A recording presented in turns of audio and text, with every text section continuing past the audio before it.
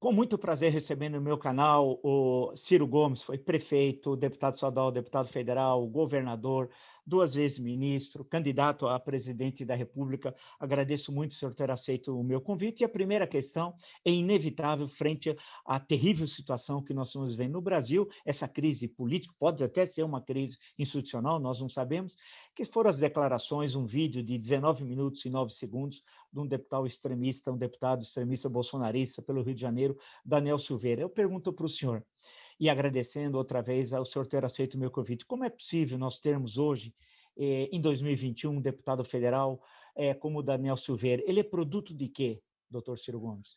Bom, professor, antes deixe que eu lhe agradeça o privilégio de mais uma vez ter a oportunidade de conversar com um estimado amigo, né? Ou pelo menos do meu ponto de vista, é uma pessoa porque eu tenho grande admiração intelectual, respeito muito porque consegue olhar a vida brasileira com a devida complexidade nesse momento em que é necessário, não é, que as mediações ajudem o nosso povo a entender esta barafunda, né, político-institucional em que o Brasil se atolou, não é, de um tempo para cá. Portanto, o privilégio é meu.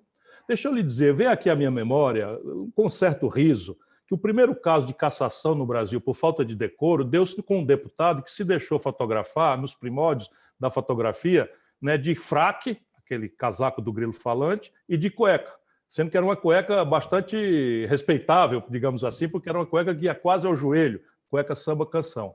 E a Câmara de então achou que era falta de decoro um deputado se deixar fotografar daquele jeito. Agora, nós estamos falando de um idiota completo, não é? De um idiota completo que, para justificar sua presença no meio de uma instituição que deveria ser o santuário da democracia, que é o poder mais sensível à expressão da vontade popular, pela sua pluralidade, pela sua contradição, né, pelos seus defeitos, né, da comunidade, o parlamento deveria ser este lugar aí.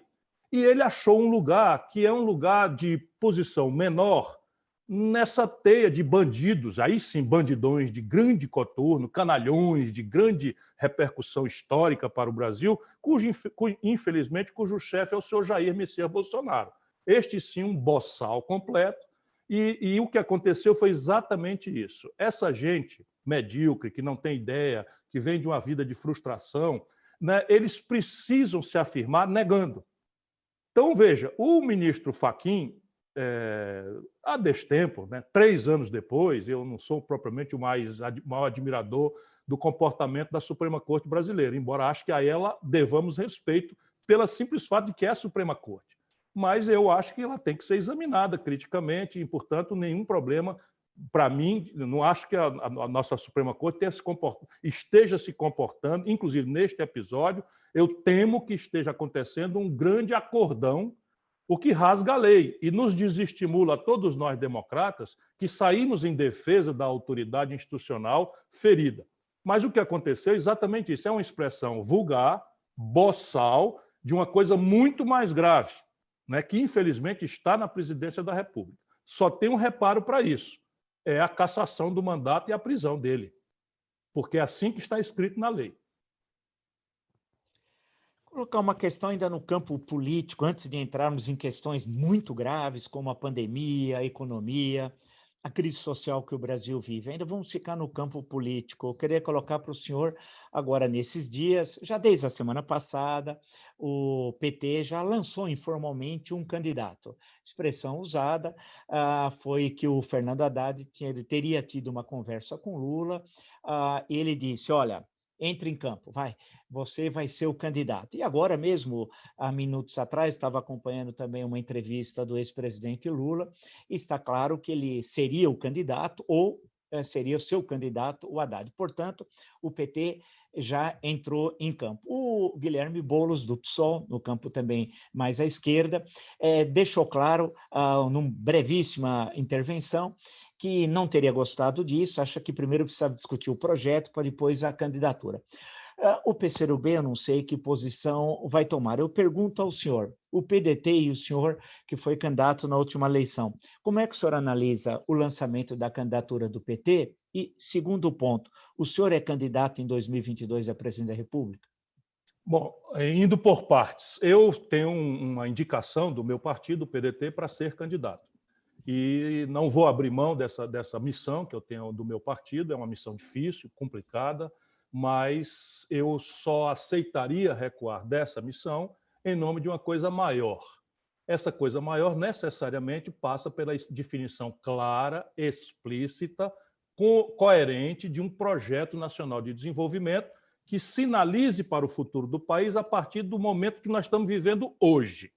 Mais da metade do povo trabalhador na informalidade, o menor poder de compra do salário mínimo vis-à-vis a cesta básica pela volta da carestia pesada nas contas do consumo popular, uma política de preços absolutamente criminosa na Petrobras, que usa o monopólio estatal para transferir renda, né, sem concorrência, sem contestação da concorrência, que se fosse privada, e eu sou contra que seja, não é?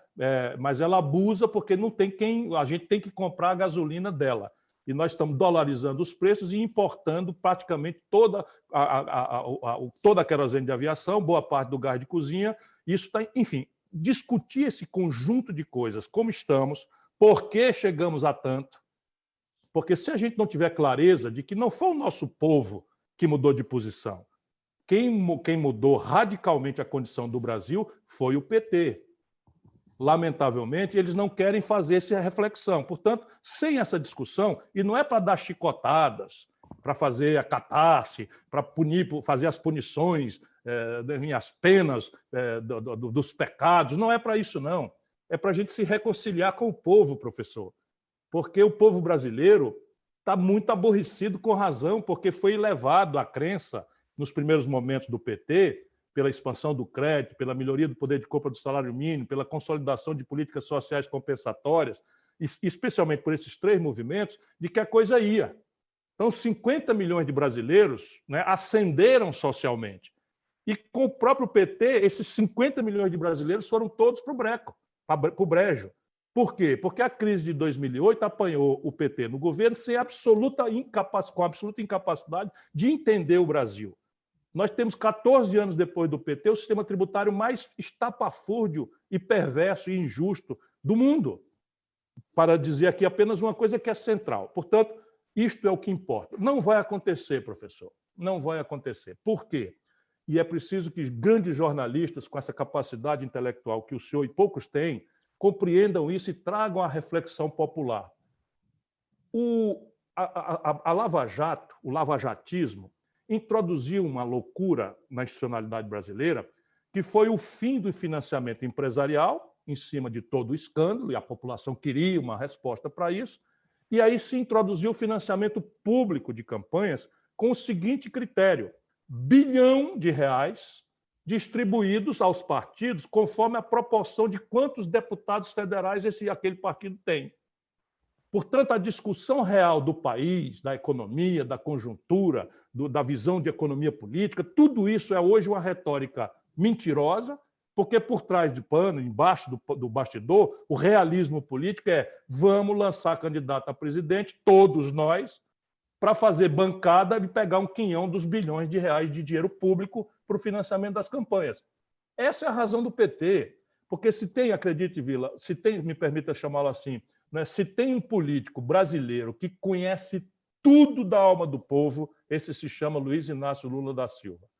Estava cansado de saber que a jogada dele de 2018 daria no Bolsonaro e que o Brasil se arrebentasse, porque hoje acredito que existe inclusive um componente, não sei se consciente, mas eu falei isso a ele, que ele precisava parar para pensar se ele não estava querendo se vingar do povo brasileiro. Porque eu acho que na cabeça caudilesca dele, né, o povo brasileiro devia ter descido lá em Curitiba e quebrado tudo e trazido ele de volta ao poder, Lula primeiro e único.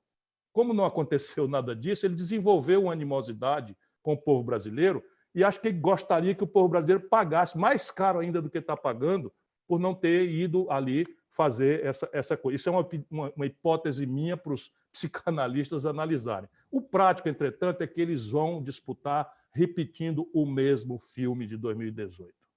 O que vale é que cá embaixo, onde está o nosso povo, as ilusões estão morrendo de forma muito amarga por esse encontro de desemprego recorde, perfil de renda em declínio recorde, né, informalidade recorde, morte aos milhares, às dezenas de milhares. O Brasil está no fim da fila da vacinação, baderna política na vacinação, enfim, falta oxigênio para bebês que estão em UTI neonatal respirar. Nós chegamos ao limite do paroxismo no nosso país. E o filme agora é outro. Eu acho que a população brasileira não vai sancionar esse filme de 18, tá? Porque nós conhecemos o fim dele. E não foi bom para o Brasil, não está sendo bom para o Brasil. Deixa eu perguntar uma questão ao senhor. Eu sempre fico conversando, passo o dia também conversando com uma série de pessoas e fico ouvindo as suas interpretações. Converso com um, com outro. Um dos últimas pessoas que eu conversei, que trabalha com pesquisa política, ele desenhou um cenário de 2022, na opinião dele, que é o seguinte: o PT, que pode ser o Lula, ou o Haddad guardando lugar por Lula, não sei, mas ou um ou outro, né? Ou o Haddad sendo o codinome do Lula, bem, seria o candidato, de candidatos mesmo. O Bolsonaro, caso chegue até lá, a política é surpreendente, pode ser que a crise se agrave muito em 2021 e ele não chegue constitucionalmente lá, tem um processo de impeachment, ou ele renuncia, não sei, que seriam, a princípio, os candidatos que teriam uma base mais sólida. O Bolsonaro, apoiado pela grande parte dos chamados centrão, né, e com a estrutura de Estado jogando a seu favor. O PT, com os governos estaduais, tendo uma grande bancada na Câmara dos Deputados, e os recursos milionários do fundo partidário. Um candidato de centro-direita, que poderia ser alguém do PSDB, por exemplo, o João Dória ou Eduardo Leite, e o senhor, que seria o quarto candidato na leitura dessa pessoa que me apresentou. Mas ele lançou a seguinte questão, disse ele: Ciro Gomes é um candidato forte, já participou de várias eleições, é conhecido pelos eleitores, mas vai se aliar com quem? Ele me perguntou. Com quem? Eu perguntei para ele, mas com quem? Ele falou: vai ser difícil ele ter aliados nos partidos, tendo em vista as composições para 2022. Então, eu transfiro ao senhor, nesse cenário, com quem o senhor e o PDT pretende se alinhar em 2022 e por que dessa aliança? O grande problema de político, professor, é que muitas vezes confunde observação da realidade com wishful thinking, que é a expressão americana, quer dizer, você confunde o real com aquilo que você deseja que aconteça. Então, deixa eu lhe dizer, a leitura política brasileira hoje está completamente equivocada, porque ela está com muita pressa. Ela não está entendendo o que está acontecendo de verdade aqui embaixo. Então, deixa eu lhe dizer, 74 dias atrás, apenas 74 dias atrás, o povo brasileiro foi em massa, embora com abstenção muito alta, às urnas. E dali saíram algumas ilações, leituras concretas em cima do movimento do povo. Não é? Isso é que é o povo andando, não é análise, é coisa prática. O PT, pela primeira vez na sua história, perdeu as eleições em todas as capitais do Brasil e foi varrido das grandes cidades, capitais e grandes cidades, nas quais o voto tem um componente ideológico que tende a indicar um pouco as tendências dominantes na opinião pública e se irradia para o grande interior do Brasil com certo tempo. Basta que lembre-se, né, que em 2016 o Haddad perdeu as eleições em todas as urnas em São Paulo, disputando a reeleição. Todas as urnas, tirou 16% dos votos. E o Lula, que sabia claramente, eu conheço a opinião do Lula sobre o Haddad, só não posso devassá-la por ética, por impedimento ético, mas eu conheço a opinião. O Lula quer alguém que não lhe faça sombra, nem hoje, nem jamais, porque é ele primeiro e único, e isso eu já também disse para ele, com palavras até um pouco mais duras, mas eu não quero repeti-las aqui. Então, veja, o que é que hoje eu imagino que nós deveríamos fazer? Organizar aquilo que adjetivamente se chama, adjetivamente, porque no Brasil existe uma imensa fraude a partir do próprio comportamento do PT, do lulopetismo, que é aquilo que nós convencionamos falar em centro-esquerda. Se tivermos tempo, eu posso esmiuçar isso na sociologia brasileira verdadeira, né? Mas o que é hoje isto? Não PT, que eu considero o antipetismo ainda a força dominante na vida brasileira, e eu tenho pesquisas também. A gente, por exemplo, faz pesquisas claramente perguntando, para 2022, você acha que o Brasil devia dar ao Bolsonaro a continuidade? Já é apenas 30% que diz isso. O problema é que os outros 70% estão muito fraturados, e eu volto à reflexão. Você acha que deveria voltar ao PT? 10%. E você acha que deveria ser outro que não seja o Bolsonaro e o PT? 50 e tantos %. O problema é que se outro que não é Bolsonaro nem o PT, vai ser um congestionamento de verdadeiros não Bolsonaro e não petistas e de marketagem que vão tentar produzir, tipo Moro. O Moro é um canalha, na minha opinião, ninguém precisa concordar, não é, que manipulou a magistratura para interferir no processo político brasileiro em favor de sua própria desmesurada ambição. Só num país como o nosso, em institucionalidade débil, de opinião pública frágil, um juiz condena um político, não me interessa aqui o mérito da sentença, e eu conheço o mérito dela e suas debilidades, para depois, como consequência da sua sentença, retirar esse político da disputa eleitoral e vai ser ministro do político que se aproveitou dessa circunstância. Isso é um rasgão moral que, em qualquer país minimamente civilizado, já mostraria quem é este grande pilantra. Mas se o povo brasileiro não sabe ainda, sabe o que é que o Moro está fazendo hoje? O Moro está trabalhando para uma empresa americana, norte-americana, que simplesmente está administrando a massa falida da Odebrecht, a empresa que ele quebrou. É assim mesmo como eu estou dizendo ao brasileiro. O Moro trabalha para uma firma americana que foi contratada para administrar a massa falida, a transição da massa falida da Odebrecht. E o primeiro movimento do Moro foi assinar um parecer que alguém escreveu, porque ele não tem letras para isso, contra os interesses brasileiros representados pela Vale do Rio Doce no aforamento na Europa. Este é o cidadão. E agora nós vamos tomar cada vez mais detalhadamente notícia da conexão apátrida do Moro com o FBI e Agência de Segurança Nacional norte-americana, atuando em território brasileiro, fora dos mecanismos institucionais e diplomáticos, o que claramente mostra o Moro a serviço. E se você que gosta de pesquisar que tiver dúvida, o embaixador dos Estados Unidos no Brasil, no governo Obama, deu uma entrevista para a revista Época, que sumiu, não repercutiu nada, mas ele diz lá claramente que o Departamento de Estado americano estava muito incomodado com a projeção de poder que o Lula estava fazendo na esteira de financiamentos empresariais, da Odebrecht especialmente, cofinanciando partidos de esquerda pela América Latina, a partir do Chaves e do Maduro, e que o Departamento de Estado americano já não topava, não aceitava mais aquilo. Isso é o que está dito por cima da mesa. Por cima da mesa é uma entrevista do embaixador, que eu não sei por que cargas d'água se sentiu obrigado a explicitar com clareza isso. Então, veja, nós vamos ter que ter, voltando à sua pergunta, clarezas, porque o pacote, como se fez do Collor, não lembra? O caçador de Marajá, quer dizer, um imoral que eu conhecia, né? Tinha sido prefeito de Maceió, imoral, tinha sido governador do Alagoas, imoralíssimo, e empacotaram com medo do Lula, com medo do Brizola, com medo não sei quem, empacotaram o Collor como um caçador de marajás, um modernizador, e deu no que deu, a gente está conhecendo. Então, salvo esta tentativa, o que é que sobra para nós? O que é para mim a esquerda não petista? PSB, Partido Socialista Brasileiro, que era do Eduardo Campos, Rede da Marina, que só estou nomeando uma pessoa que é mais conhecida para ilustrar para os seus ouvintes, para os seus espectadores. O PV, que é liderado pelo Pena, e o PDT, que é o meu partido. Esses quatro formam uma coalizão, não é, capaz de sustentar muito bem uma entrada na sociedade brasileira, do ponto de vista partidário, do ponto de vista das proporções de tempo de TV, de fundo eleitoral, de fundo não sei o que e tal. É muito competitiva esta aliança daí. Ela está fechada? Não está fechada. Ela está sob estresse permanente, mas isso é o meu desejo. E agora, nas eleições municipais, nós cuidamos de dar trato a isso. O único lugar para onde eu saí, em função da pandemia, eu não posso dar mau exemplo, eu saí fisicamente, fui a Recife, numa confrontação radicalizada do PSB com o PT. Né? E ganhamos a eleição lá. Nós ganhamos 6 capitais, só para você ter uma ideia.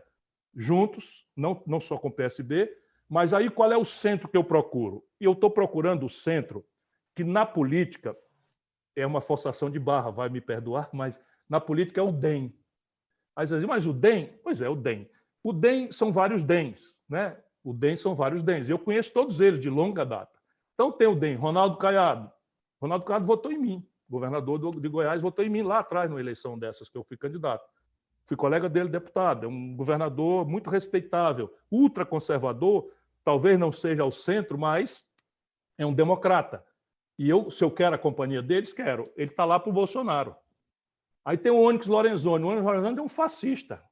Está lá com o Bolsonaro, de onde não desgrudará jamais. E é do DEM. Não vai aceitar que o DEM venha para mim.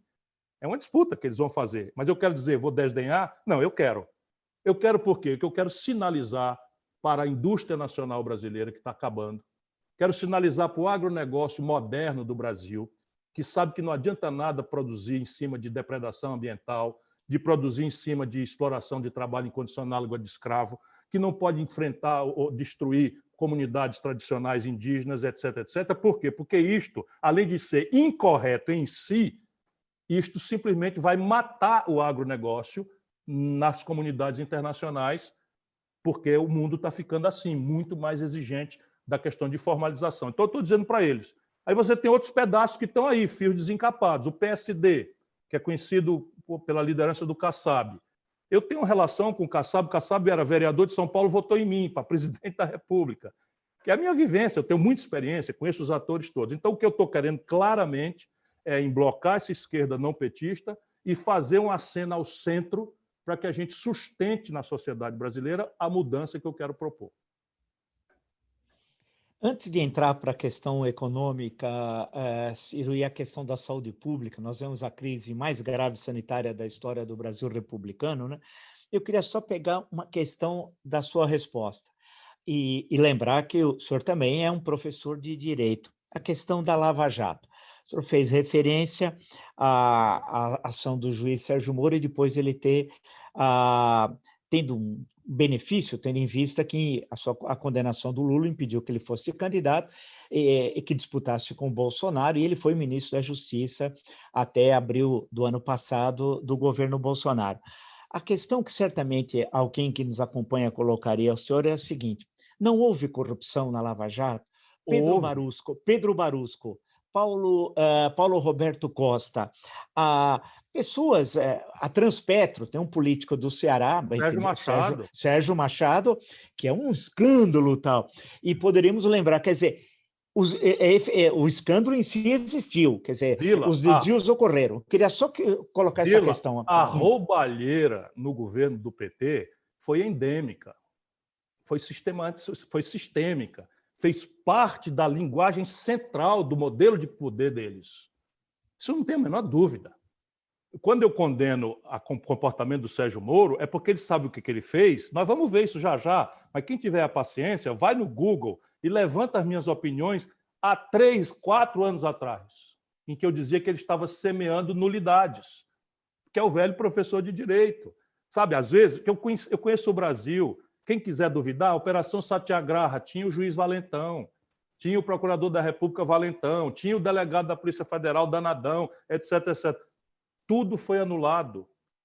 E a anulação não devolve a inocência, do ponto de vista jurídico, devolve ao status quo ante, ou seja, a origem para começar tudo de novo. Mas na cabeça do povo é absolvição, é a inocentação do paciente, que é o que vai acontecer com o Lula, pelo menos no processo do triplex, pelo conjunto de nulidades. Não é? Por quê? Porque no processo penal, o juiz tem que estar equidistante das partes e não estando aconselhando as partes, é explícito o Código Penal, o Código de Processo Penal, ele transforma em nulos os seus atos. Então, veja, todas as gravações que mostram o Moro como verdadeiro chefe dessa gangue de jovens procuradores, todos meio fascistas e tal, e eu tenho notícia de tortura. Se não era a tortura do choque elétrico, era o seguinte: trancar uma senhora, não é, que estava aí na conta, enfim, na periferia desse grande escândalo, numa cela, num cubículo de 2x2, tirando a lâmpada e deixá-la 4 dias sem comunicação, não poder receber comida, não poder receber remédio, não poder mandar uma carta, e um procurador torturador chegar lá e dizer, em Curitiba, dizer, como é? Não vai entregar não e tal. Isso tudo aconteceu. E minha consciência jurídica tem nojo disso. Então, veja, a corrupção do governo Lula foi sistêmica. E eu digo um nome, vamos dizer, a quem o Lula entregou o comando da economia brasileira. O comando da economia brasileira, a posição central da economia brasileira. Chama-se Antônio Palocci. O Antônio Palocci não é uma figura periférica indicada pelo PP do Ciro Nogueira, como o outro lá. É o braço direito do Lula. O Palocci é réu confesso, devolveu 100 milhões de reais. Você sabe, eu sou contemporâneo do Palocci do movimento estudantil, cara. Desculpa. O Palocci era um militante trotskista da Libelu. De repente, o Palocci aparece com 100 milhões de reais para devolver, sendo médico. Percebe? Então, isso sabe, o Michel Temer, Ciro Gomes, estava ali dentro. E eu vou falar só a parte que é pública. Quando o Lula acertou-se com o Eduardo Cunha, que está preso, agora em prisão domiciliar, o Eduardo Cunha era um velho bandido, conhecidíssimo de todos nós, porque Brasília vive de segredo de polichinelo. Pois bem, o Lula se acertou com o Eduardo Cunha e deu para ele Furnas. Eu fui ao Lula, Ciro Gomes, fui ao Lula. Lula, não faça isso. Você vai entregar Furnas para o Eduardo Cunha, esse cara vai roubar e vai comprar a maioria da Câmara e vai virar presidente da Câmara. Isso está tudo também publicado. Eu estou falando só o que é público, para não devassar aquilo que o Lula ouviu de mim em confiança. É evidente que se tivesse obrigações de ordem pública, eu teria cumprido da data. Disse, não vou fazer, não. No dia seguinte, entregou Furnas para o Eduardo Cunha. Sabe? Se tem alguém que sabe que o Banco do Nordeste foi absolutamente corrompido no governo. Todo canto tinha ladrão. Todo canto tinha ladrão. Na Petrobras era ladrão para todo lado. Eu cansei de denunciar. Percebe? Então, a roubalheira foi geral. Agora, o Lula pessoalmente estava envolvido nisso? Ora, ninguém é bobo. O Lula não é bobo nem de longe. O Lula tem esse estilo, manda fazer. Faz de conta que não viu, etc, etc, etc. Portanto, se alguém quer processar o Lula, tem que fazê-lo pelo rigor da lei. Não pode forçar uma mão porque acha que ele tem a presunção de culpa. A presunção, no Estado de Direito Democrático, é da inocência. E cabe ao Estado demonstrar aquilo. Agora, que ele, na política, é o grande responsável pela ladroeira geral do PT no governo, isso eu sei por dentro. Ele nomeou o Gedel, que está preso, 51 milhões de reais de dinheiro em espécie nas malas na casa da mãe dele, que foi condenada agora, envolvendo a mãe, com as impressões digitais. O Lula nomeou o Gedel para o lugar que eu ocupei, ministro da Integração Nacional. Que é isso? Vou enganar quem? A Dilma nomeou o Gedel para vice-presidente da Caixa Econômica. A ladroeira foi orgânica, foi sistêmica. Agora, ou faz isso demonstradamente, ou vai ser tudo anulado. Bom, bem, eu queria agora sair um pouco dessa questão, Ciro, ir para a questão terrível da pandemia. O Ceará, agora o governador Camilo Santana, foi obrigado a adotar o toque de recolher, uma medida radical, tendo em vista a terrível situação que está passando no Ceará. Mas o caso não é só do Ceará, é do Amazonas, é de Rondônia, São Paulo, Araraquara, que é a chamada região da Califórnia Paulista, que é o eixo Rio Claro, São Carlos, Araraquara, Ribeirão Preto para cá, São José do Rio Preto para cá, que é área rica, o prefeito está sendo obrigado também a tomar atitudes radicais. Como é que o senhor, que tem longa experiência de administração pública e certamente nunca passou por uma situação dessa, nem o Brasil, está vendo tudo isso? Eu vejo com muita preocupação, e a minha preocupação ela tem que se dividir sempre entre aquilo que é a minha responsabilidade pedagógica, porque algumas pessoas me ouvem, não é? Que é manter a serenidade, o equilíbrio e procurar pedir às pessoas que raciocinem com as suas próprias cabeças, porque há uma confusão brutal acontecendo em assuntos críticos do manejo dessa que é a maior crise desde a gripe espanhola lá em 1918. De outro lado, eu estou muito indignado porque nós temos uma conduta genocida do Bolsonaro. Então vamos para a primeira questão. O que é que nós precisamos raciocinar para ajudar o nosso povo a entender? Esse vírus não tem cura, não tem tratamento precoce. Tudo que se disser em oposição a isso é puro charlatanismo a essa altura do campeonato. Que lá atrás, se tentasse um estudo esse, um estudo aquele, era o desespero da tentativa-erro. Hoje os procedimentos estão pacificados, não existe nenhum remédio com eficácia para a Covid-19. Só tem uma solução para a Covid-19, vacina. E aqui começa a evidenciar a tragédia brasileira. Para se um vírus que contamina sem cura e nem tratamento precoce e mata uma proporção grave, e só a vacina trata, e nós não temos a vacina, o que é que se impõe como prevenção? O isolamento social. Teoricamente, se a gente conseguisse, como cidadãos, não que eu não sou a favor do modelo chinês, de ir lá e mandar fazer, do modelo indiano, sair a polícia com um cacetete batendo nas pessoas que estão na rua, isso não é o caso. Mas o exercício de cidadania, se nós todos nos entendendo como cidadãos, pudéssemos ficar em casa 48 horas radicalmente isolados, a transmissão acabava nessa hora. Simples assim. Por quê? Porque o vírus passa de pessoa para pessoa. Se de todo a gente não pode ficar em casa, muitos de nós não podemos, policiais, profissionais de saúde, profissionais do supermercado, profissionais da farmácia, caminhoneiros, não é? Enfim, várias categorias não podem, você tem coisas que mitigam. Deixa eu repetir isso, porque é o que importa nessa hora em que há uma onda pesada no Brasil inteiro, não é só aqui. Não é?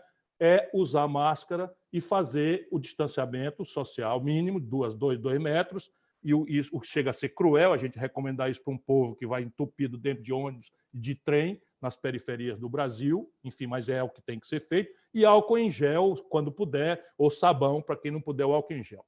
O que acontece? Nós não somos uma cidadania bem treinada. Pelo contrário, nós somos muito vulneráveis a determinadas distorções, de maneira que o exemplo de cima é a coisa mais pedagógica.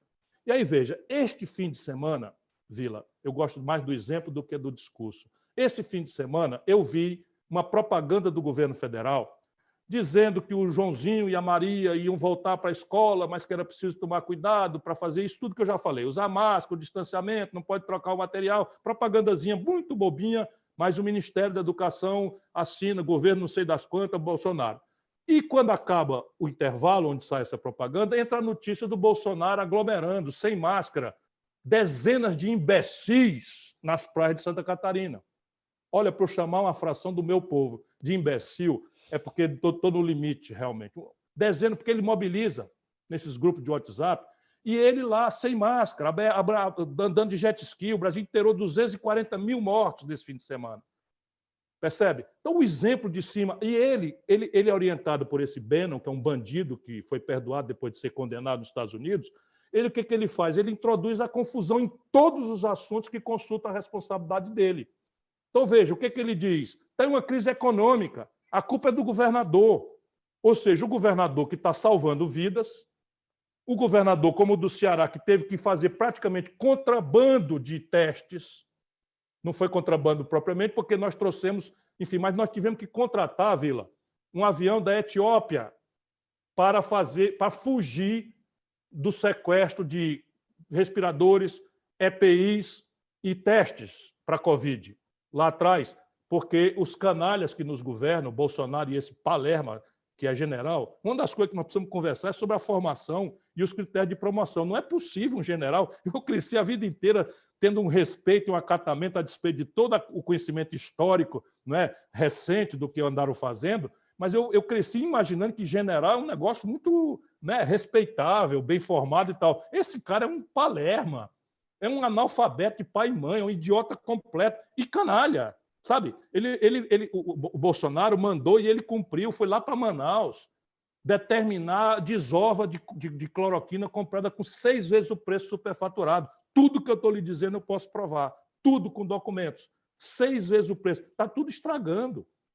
Nós temos 60, sei lá, milhões não sei o número, 6 ou 60, mas milhões de testes próximo de vencimento.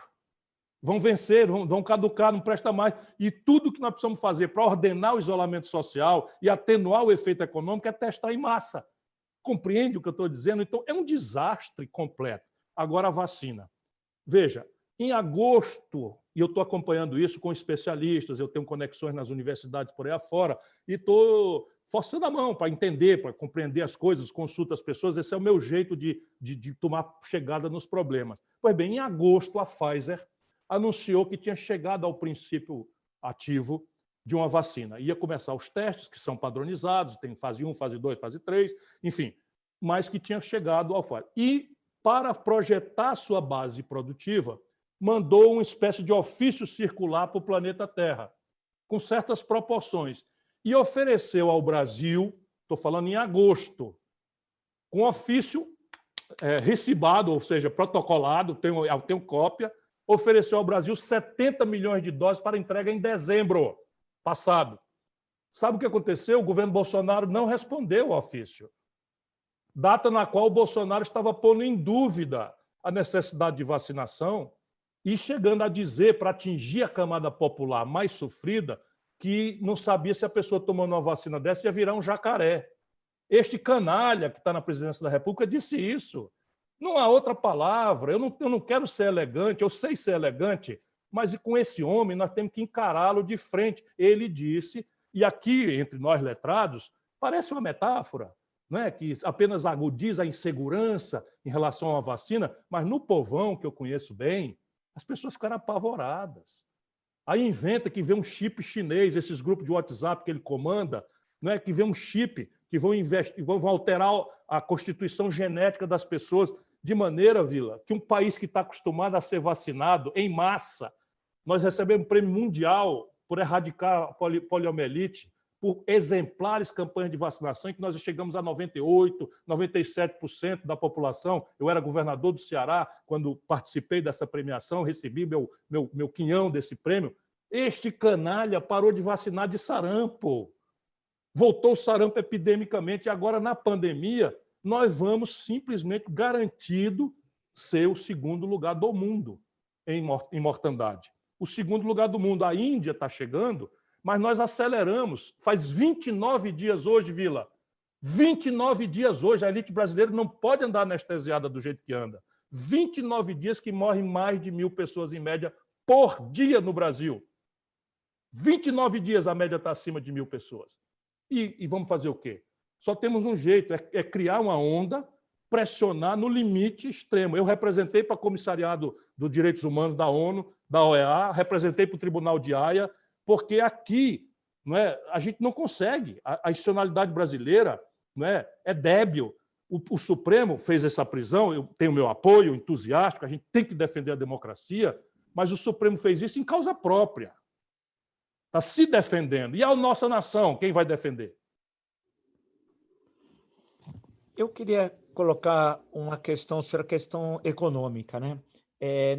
Os números não estão fechados do ano passado, mas tudo indica que o crescimento negativo tenha sido entre 4% e 4,5% do PIB. O FMI estimou em fevereiro do ano passado, antes de vir o auxílio emergencial, chegou a falar até em 9,1%. O auxílio emergencial certamente cumpriu uma tarefa, além da tarefa social, de salvar milhões de brasileiros, mas a diminuição do crescimento negativo, tudo indica. Aí muitos acreditavam que a recuperação, o governo dizia, seria em V, agora em 2021. O primeiro trimestre, pelas informações que os analistas econômicos passam e os que conversam comigo, falam que vai ser um crescimento negativo no primeiro trimestre. Então, algo em torno de menos 0,5%, e já estão dizendo que é provável que no segundo trimestre também não haverá crescimento positivo. Em suma, poderemos ter um 2021 muito difícil. Eu coloco para o senhor, olhando também 21, 22, como sair dessa? Veja, primeiro vamos ajudar o nosso povo a entender que desenvolvimento não é consequência de conversa fiada, de dogmas ideológicos, né? O máximo que você pode fazer é observar empiricamente onde aconteceu. E nós não precisamos ir longe, nós precisamos olhar para a história brasileira. Na história brasileira é uma história muito, muito fecunda em mostrar como é que se produz desenvolvimento. Mas vamos raciocinar juntos, para não ser economista e falar para as pessoas mais simples que estejam nos ouvindo. De onde é que vem o desenvolvimento? Basicamente, o desenvolvimento vem de 4 motores. 4 motores. O primeiro motor, apenas em ordem de apresentação, é o consumo das famílias. Ninguém precisa ser economista para entender. Se a família consome, o comércio vende mais, contrata mais gente, encomenda mais da indústria, que por ter mais encomenda, produz mais, contrata mais gente, encomenda da matéria-prima. Então, o consumo das famílias, no caso brasileiro, a debilidade já é tão grave que representa 60% do crescimento do PIB quando ele acontece. Então, se você bota um socorro emergencial de R$600 por 5, 6, 7 meses, você fez o quê? Turbinou o primeiro motor. Turbinou ali em marcha muito lenta, mas você viu o efeito. Em vez de caímos 9, caímos 5, caímos 4,5. Muito bem. Então, o primeiro motor, acabou o socorro emergencial, a informalidade está agravando a queda da renda média brasileira cronicamente há muito tempo, já vem lá de trás da Dilma, que foi a grande pancada que o Brasil levou, e o crédito constrangido, que agora vou ao segundo motor. Não é? O segundo motor é o investimento privado. Por que o investimento privado promove desenvolvimento? Vamos falar altruísmo, que é, às vezes, porque o Guedes nos faz todo de bobo, pensa que nós somos bobo. Então, O primeiro motor está colapsado porque as pessoas estão no SPC, perderam o crédito, estão sem emprego, o desemprego aberto é o maior da história, e a informalidade do mercado de trabalho atinge a maioria da força de trabalho brasileira pela primeira vez na história. Portanto, o consumo das famílias, turbinado artificialmente pelo socorro emergencial, que foi retirado abruptamente, e fala-se que vai voltar por um terço disso em 3 meses, R$250, 3 meses, o que quer dizer, francamente, que nós não temos, por esse caminho, saída para imaginar de onde vem crescimento, em V, em C cedilha, em K, eu sei lá o que o Paulo Guedes, na sua incompetência trágica, fica empulhando. Segundo motor do desenvolvimento e investimento privado. O professor Vila, faz 10 anos que o Brasil está com 30%, em média, de capacidade instalada ociosa. Significa que a gente tem capacidade de produzir 1.000 geladeiras e há 10 anos nós só estamos vendendo 700 geladeiras. Você acha que alguém vai investir para criar uma nova fábrica de geladeiras se aquela que tem capacidade de produzir 1.000 há 10 anos só vende 700? Por que mandou a Ford embora? Foi 10 anos de capacidade instalada ociosa e na parte de 30%, que destrói a taxa interna de retorno de qualquer negócio. Esses imbecis, infelizmente aplaudidos por uma certa elite cega, que agora está abrindo o olho porque o juro caiu. E vamos falar disso, porque isso é paradigmaticamente relevante. Então, veja, o segundo motor, o investimento privado, não vai acontecer, porque a capacidade instalada ociosa é o primeiro movimento de retomada. Se eu não retomo, quem é que vai fazer investimento novo? Ninguém. O terceiro motor é o investimento público. Keynes dizia que em tempos de depressão econômica, e é do que se trata, nós estamos há 10 anos estagnados, em tempos de depressão econômica, os governos, dizia o Keynes, deviam pagar para o povo cavar um buraco e depois pagar para esse povo tapar esse mesmo buraco que acabaram de cavar, querendo com isso dizer do papel estratégico de emular a atividade econômica quando o capitalismo ciclicamente entra em colapso. Isso é, por exemplo, o New Deal do Roosevelt. Isso não é socialismo, isso não é comunismo, isso é simplesmente a experiência empírica que, aliás, está acontecendo hoje no mundo inteiro, inclusive com certas coisas exóticas, que um progressista como eu está ficando, peraí, eu quero ver isso melhor.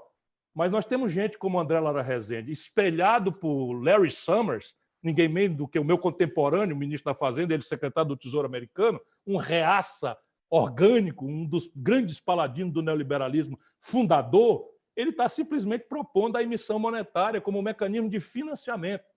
E aí fui olhar a base monetária americana, cresceu 70%, para as pessoas que estão nos ouvindo que não são iniciadas. Né? Significa o seguinte, o governo americano está pintando papel de verde e mandando para a economia. E o efeito inflacionário, por conta do tamanho da depressão, é nulo, o que está baixando com a cabeça de todo mundo. Não é? E aí está o André Lara Rezende me defendendo até essa nova política monetária, enfim, tem uma sigla aí que eu não absorvi ainda. Eu ainda sou um pouquinho mais conservador e acho que o financiamento tem que ser de outra base. E o Brasil tem margem para isso. Então, primeiro motor, consumo das famílias, estrangulado. Segundo motor, investimento empresarial privado, estrangulado. Terceiro motor, investimento público está a zero. Por quê? Porque estes loucos alucinados, defendendo valores que são compreensíveis e bons, que é o equilíbrio da conta pública. Eu, Ciro Gomes, não sou um teórico, fui prefeito, governador, ministro da Fazenda, não tenho um dia de déficit na minha carreira. Sabe quantos políticos podem dizer isso no Brasil? Nenhum, só eu. Só para dizer o seguinte, o Brasil, nesse instante, meteu na Constituição um teto de gastos. Um país que nasce 2 milhões de bebês por ano, em que a atenção materno-infantil já é uma tragédia, e a expansão por 20 anos da atenção materno-infantil está proibida.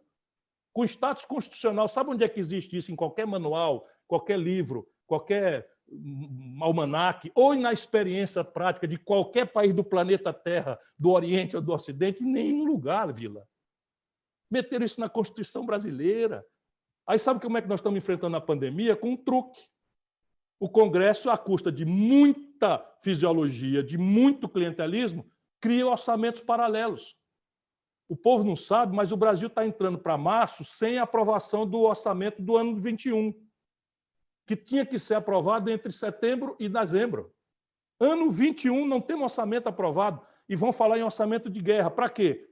Para não revogar o tal teto de gasto, que é uma impertinência absurda, que é como se você botasse uma coleira de tungstênio num cachorrinho que você ganhou com 3 dias de vida, e esse cachorro, com 1 ano, vai continuar com a mesma coleirinha, ele vai ser estrangulado. E já foi estrangulado no Brasil. Onde é que tem volatilidade para você constranger e obedecer o tal teto de gastos? Não é na despesa corrente, que cresce meio que involuntariamente, quinquênio, o cidadão o funcionário adquire 5 anos a mais, ganha ali X% a mais e vai indo. E a pessoa adoece, o auxílio moradia, o auxílio não sei o quê, isso aí são incondicionais, não depende de discricionariedade, são, vamos dizer, benefícios vinculados. E o país está envelhecendo. Resultado prático, deprimir o investimento ao menor volume ever da história. O Brasil está com o menor volume de investimento da história brasileira. Simplesmente não tem precedentes, está indo para zero. Então, o terceiro motor também morreu. Não tem como vir. O outro é o comércio exterior. Aqui nós temos, né, uma variável que o câmbio está favorável, mas os outros fatores, a desnacionalização do aparato produtivo brasileiro, inclusive e especialmente no agronegócio, mas na indústria isso é trágico, faz com que, com um câmbio extremamente favorável à exportação, a indústria brasileira tenha experimentado, no ano 2021, o pior volume de exportação desde que se levanta esse índice há 47 anos. Olha o superlativo do meu argumento. Isso não é razoável que as pessoas desconheçam isso. Eu estou dizendo, com base em dados oficiais da Confederação Nacional da Indústria, que com o câmbio a 5,40, extremamente favorável para o exportador, a indústria brasileira exportou o pior volume desde 1974, 47 anos atrás, quando se criou esse índice. De onde é que vem crescimento, Paulo Guedes? O desenvolvimento vem de onde? Vem de quê? Aí tem uma grande picaretagem. Qual é a picaretagem? O investimento direto estrangeiro. Quem é que vem investir no Brasil se a Ford foi embora? Quem é que vem investir no Brasil se nós temos um presidente da República que está sendo investigado por atentar contra a regularidade institucional do país? Quem é que vem investir no Brasil quando o Brasil está mal falado, como eu nunca vi na história, por conta da depredação ambiental, por conta do fascismo do Bolsonaro, por conta de, enfim, de todas as loucuras que nós temos praticado institucionalmente no Brasil? Então, nós estamos mortos. Ou a gente muda radicalmente ou não tem saída. Agora, deixa eu dizer, faz 10 anos isso, viu? 10 anos. Deixa eu colocar uma última questão para o senhor. Eu até anotei aqui, minha letra é péssima. Quando eu fui fazer vestibular, eu tive de caprichar, tentar fazer uma letra legível na redação. Então, eu anotei aqui. Se eu estiver errado, por favor, o senhor me corrija. A questão da corrupção, ela vai estar muito presente em 2022, entre outras questões, mas vai estar muito presente, de uma forma diferente do que em 2018, mas vai estar presente. Eu anotei que o senhor disse assim em certo momento, quando eu perguntei a questão da Lava Jato, tal, a ladroeira do PT foi orgânica, o senhor disse, né? Como é que... E eu converso com as pessoas das várias classes sociais, e muitas sempre dizem o seguinte, sempre vai ter corrupção, não tem jeito. É como se a corrupção fosse um fenômeno da natureza, uma erupção vulcânica, um tsunami, né, que a gente não pode controlar, né? Eles sempre falam, o senhor eleito presidente da República, no dia 1º de janeiro de 2023, assume a presidência. Como é que o senhor vai colocar em prática o combate à corrupção, que parece, segundo essa leitura do senso comum, algo endêmico no Brasil? Nós precisamos ajudar o senso comum a entender que essa inteligência está perto da verdade, mas não achou a verdade toda. É verdade que a corrupção é uma inerência da obra humana. Isto é verdade. Não é no Brasil, é no mundo. Os mecanismos de controle no mundo inteiro são feitos, a própria repartição de poderes que o Montesquieu imaginou lá no século XVIII, dá-se porque, dizia ele, o poder corrompe e o poder total corrompe totalmente. Não é? Isso eu estou aqui forçando a marra para resumir o espírito das leis. Então, ele propõe que le pouvoir arrête le pouvoir, o poder controle o poder. Por quê? Porque a obra humana tende a se corromper. É frágil, é débil. Porém, isso não quer dizer que todos os homens públicos ou que todos somos corruptos. Isso não quer dizer. Quem gostaria muito que o povo acreditasse nisso são os corruptos. Eu, por exemplo, isso não é nada mais do que a minha obrigação, estou inteirando 40 anos de vida pública. 40 anos de vida pública. Se você quiser, por exemplo, que eu lhe dê ticket de passagem, quando eu era deputado estadual com 25 anos, eu os mantenho guardados. Eu não fui morar no palácio quando fui governador. Eu não aceitei receber pensões vitalícias de ex-prefeito, ex-governador, ex-deputado. Não aceitei receber. Não estou fazendo pedagogia para ninguém, porque eu sou tão, não é, agressivo, denuncio tantas mazelas do Brasil, que eu não posso dar mau exemplo. Sabe, eu nunca quis ter uma TV. Olha, eu tive no comando da economia do Brasil, o presidente Itamar me adorava, o Fernando Henrique me adorava, enfim, o Lula me adorava. Eu podia ter pedido um canal de televisão, como todo coronel do Brasil e do Nordeste tem. Eu não tenho tele, não tenho rádio, sabe? Meu pai morreu, eu recebi uma terra, passei para frente, porque eu não quero nada. Minha vida pública, enfim, é a minha vocação, eu me realizo nela. Eu estou dizendo isso porque é assim que eu vou enfrentar a corrupção se eu tiver a aventura de servir ao Brasil como presidente. Eu vou dizer para todo mundo, olha, a corrupção vai acontecer. Vai acontecer porque ela é uma inerência da debilidade, da fraqueza humana, e, portanto, ela vai acontecer. Então, ninguém vai me pegar na contramão, né, de um discurso moralista, como foi o PT, para depois vir... E o discurso do pecador, todo mundo perdoa a contradição do pecador, mas a contradição do pregador, essa ninguém desculpa. O que aconteceu com o PT? Todo mundo era ladrão. Todo mundo era corrupto. Eu me lembro bem do PT juvenil, eu vi o PT nascendo. E vai para o poder e faz exatamente igual que o PSDB fazia, enfim, e faz até de forma muito vulgar. O Mensalão é de uma vulgaridade absoluta. E foi operado por alguém do PSDB, que o Zé Disseu, na loucura dele, vendo o Brasil como São Paulo, achava que o outro lado da política era o PSDB, então se ele pegasse o operador da putaria, ou desculpe, da corrupção, da ladroeira do PSDB, era o crime perfeito, porque o outro lado não ia denunciar o que tinha feito. Só que ele não contava que o AS queria destruir o Serra, pronto, deu-se o Mensalão e todo o escândalo de Marcos Valério e coisa que tal que a gente conhece. Enfim, e eu perto, vendo tudo isso, já estou... Então, o que é que eu vou dizer para as pessoas? A corrupção vai acontecer, mas o meu governo vai ser como eu fui quando fui governador. Quando havia uma suspeição genérica, o Vila é desonesto, eu digo para os meus auxiliares, bola para frente, esquece, se quiser processa, mas não é uma questão de ordem pública. Porém, se acontecer uma denúncia específica, o suspeito vai pedir para se afastar preventivamente e vai pedir preferência na apuração. Se for, e vai ser feita uma apuração estrutural dentro da administração, e vai se definir se tem ali indícios reais de culpabilidade ou não. Se não tiver, volta desagravado. Se tiver, problema daí para frente com o delegado de polícia. Isso é a única coisa que eu posso prometer, porque eu já fiz assim. Então, no meu governo, eu fiz uma brincadeira absurda. Né? Eu disse, olha, aqui nesse governo, só quem está autorizado a roubar sou eu. Aí todo mundo assustado, eu disse, como eu não vou roubar, não rouba ninguém. Brincando, mas falando duro. Então, vai ser assim, se alguém for levantado suspeito, vai se afastar. E afastado vai ser feita uma apuração com grande aparência, grande visibilidade, porque é o exemplo que resolve. Só o exemplo resolve, o resto é conversa fiada. Agradeço muito o senhor ter aceito o meu convite. É a terceira vez que nós estamos conversando. A primeira foi aqui, antes da pandemia, em um outro momento. Mas é interessante ver como é que o processo analítico também vai mudando. Foi lá em 2019. Conversamos em 2020 sobre o livro do senhor, Projeto Nacional, Um Dever de Esperança. E agora, nessa situação que acho que ninguém imaginaria, eu confesso, que eu não imaginaria que o Brasil chegaria a uma situação como é que nós estamos vivendo, né? Então, eu agradeço muito e já de antemão já deixo um convite para uma outra oportunidade que eu espero que seja numa situação muito melhor do que essa que nós estamos vivendo. Muito obrigado. Muito obrigado a você, professor, muito obrigado a todos os que nos acompanharam. E assim, o Brasil está no pior momento da sua história moderna, mas eu tenho segurança de que a gente pode virar esse jogo. Segurança mesmo. Não será com conversa fiada, mas o Brasil tem base física, humana e conceitual para mudar esse jogo.